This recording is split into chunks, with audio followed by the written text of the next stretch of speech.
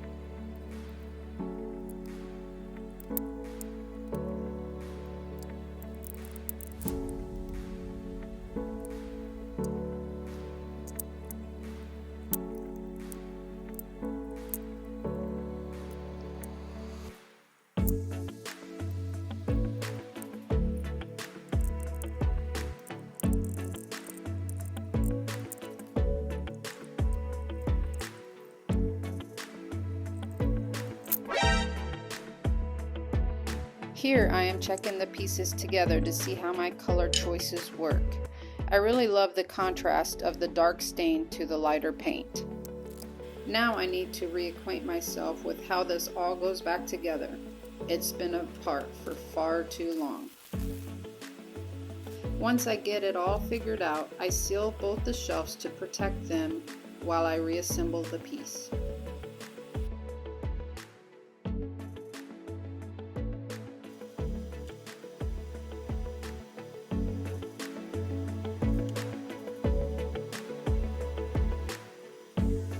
Now I am gluing in the candle holders, cleaning and reinstalling the mirror, and starting a plan on replacing the dowel rods for the towel holders.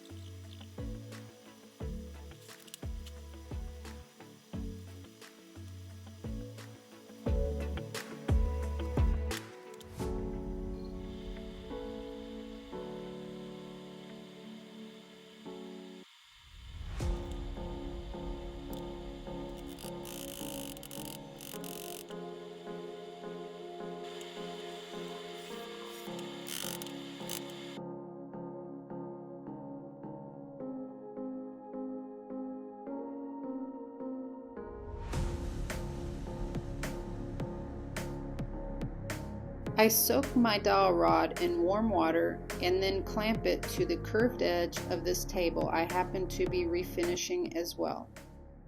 I leave the dowel rod to dry in this position for several days as I'm off on another job anyway. Then when I get back to it, the dowel has the curve I need to follow the curve of the bowl shelf. I measure and cut to size. I then taper the ends so they slide into position, stain, let dry, return later to assemble the pieces.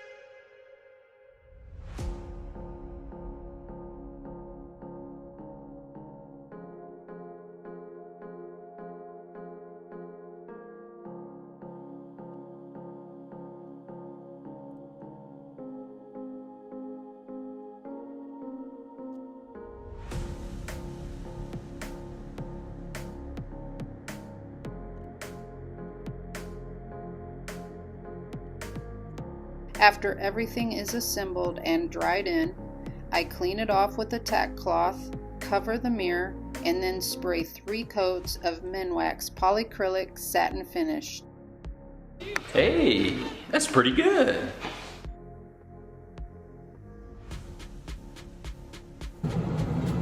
Some people might have a problem with the fact that I painted some of this wood from an antique piece, but as you saw, I had to create the dowel rods for the towel hangers, and also there was a crack along this piece where I had to take it all the way apart and re-glue and sand down.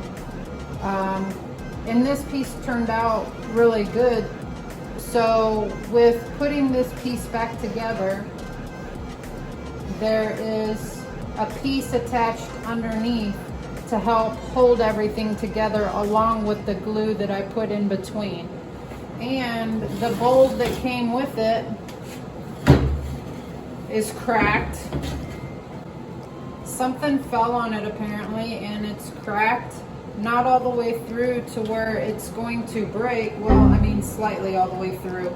But it doesn't look like it's necessarily going to break, but it's cracked there, and it has a chip here, and of course and a chip here and here. So it's been abused.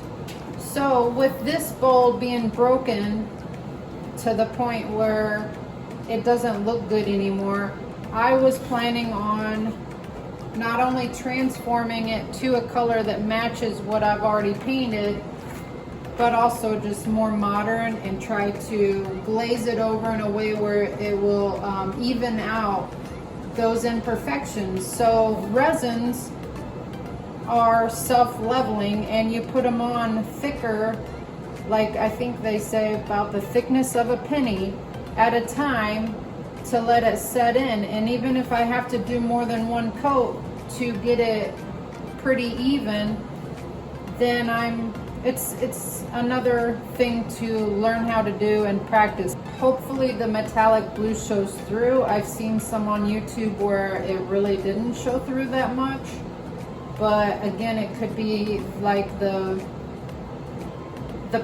prep and how prep work was done to the piece before this was added on. So I need to probably acquaint myself with this a little bit more before diving right into a curved sloping product, but I'm not going to. Wait a minute! Who are you? I'm diving right in. So I'll follow the directions and do the 1 part resin with the 1 part activator, and then you mix that for 3 minutes, not vigorously like you see some YouTube tutorials show with different products. For this one, it's a gentle, constant, steady stir for 3 minutes, and you're trying to make sure you're not adding air bubbles to the resin while you're stirring. Then you pour it into a clean container and do the stir again for another 3 minutes. Again, gentle and steady stir. Before we even try to do anything with this bowl, I need to clean it and then wipe it down with alcohol to make sure there's nothing on it that will make this resin not stick to the surface everywhere.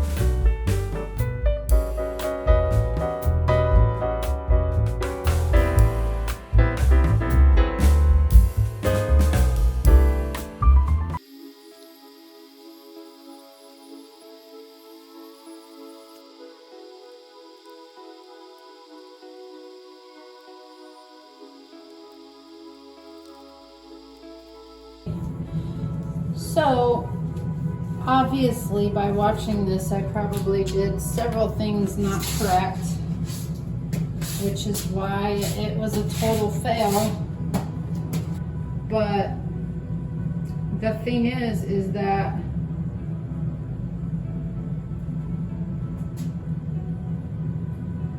it covers nothing.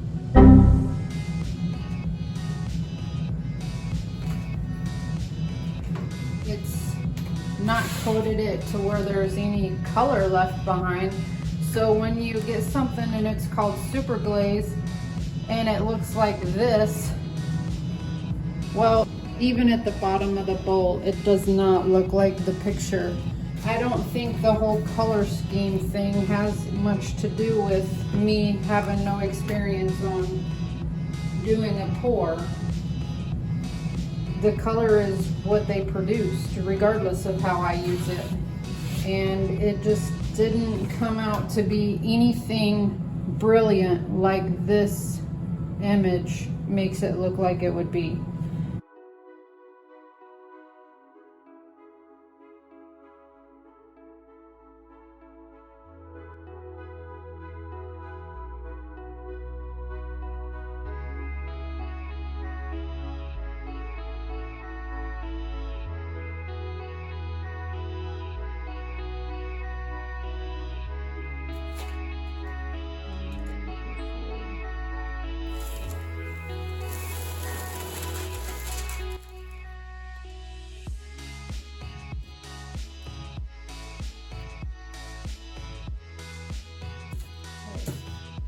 So that's how much would have dried and hardened all the way around the bottom.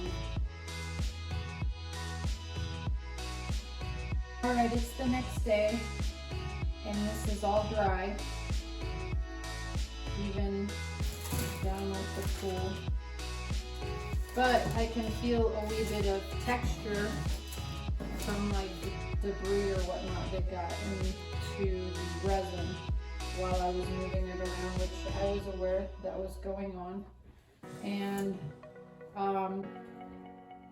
I got some options to kind of sand back those, and one would be a 1500 grit sandpaper, the other one's a 400 grit, and then I also have the 00 fine steel wool. So I have one of these softer pads that can go on a buffer, but I'm going to use it to like just have a backing so there's more consistent surface area rather than just where my 3 fingertips might reach through or whatever. So I'm going to lightly sand these back to see if we can get rid of the bumps that are in there.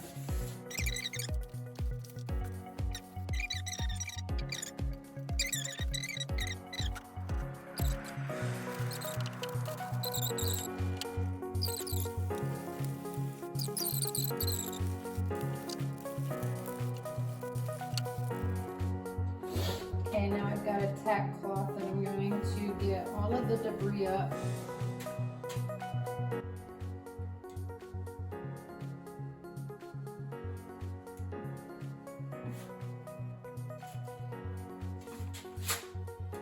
One eternity later. Well, there's more color on it now than there was before, but we need to fix that.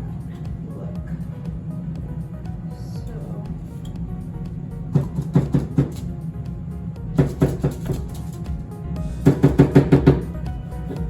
It's gonna pour out a little bit of every color.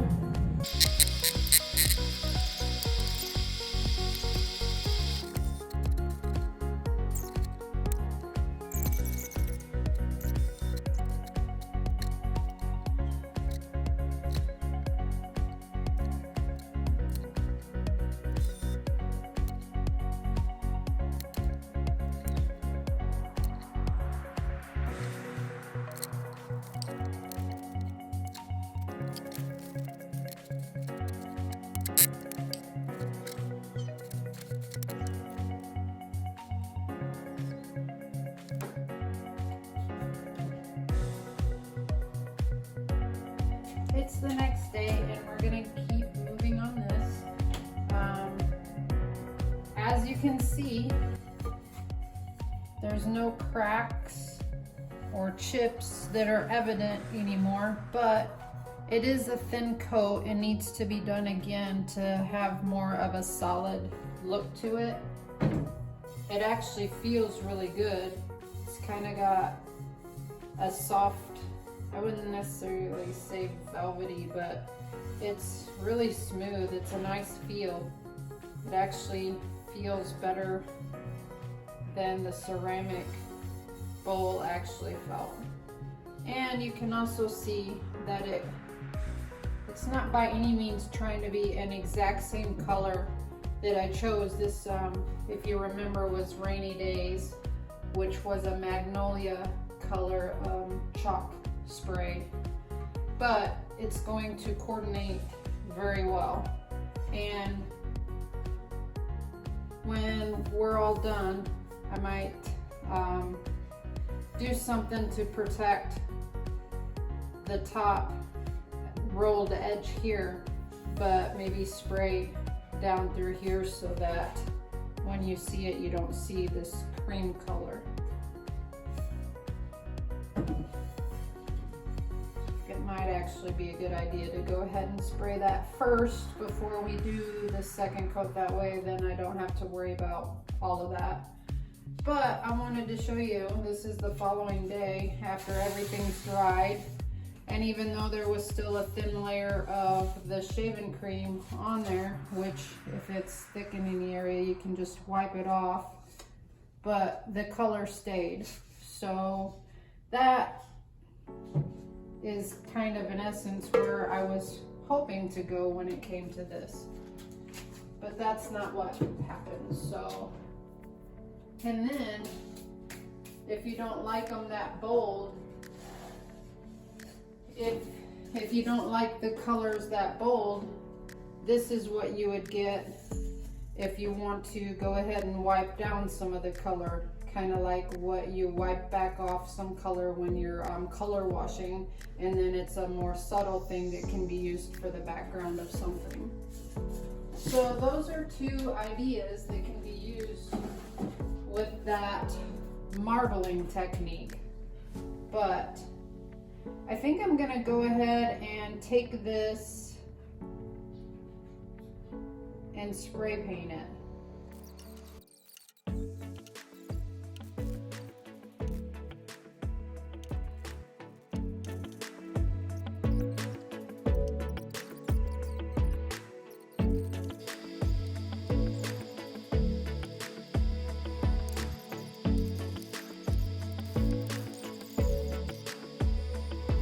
"2,000 years later."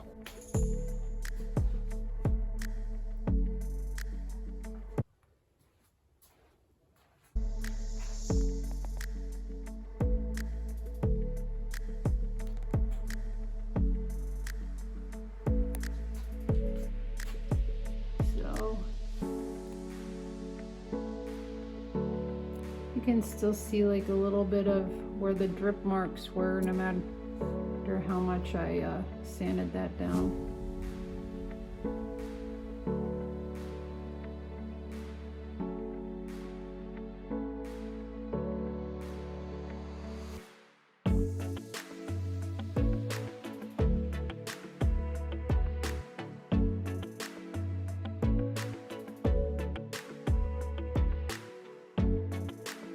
Here I am doing the super glaze pour again to seal in the paint layer.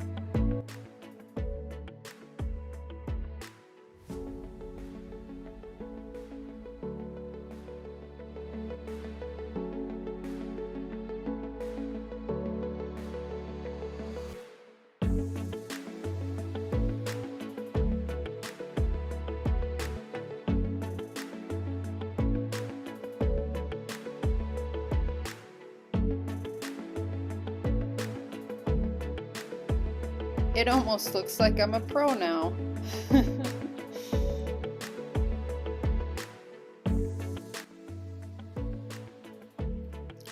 So, although I was not happy about the color of the glaze, It actually is a very easy product to use and pour when mixed correctly. It pours smooth with very little air bubbles in the product, and what there is moves to the surface and pops out as the glaze cures. So you're left with a very clean, smooth surface, and it does add a nice dimension to the finished product.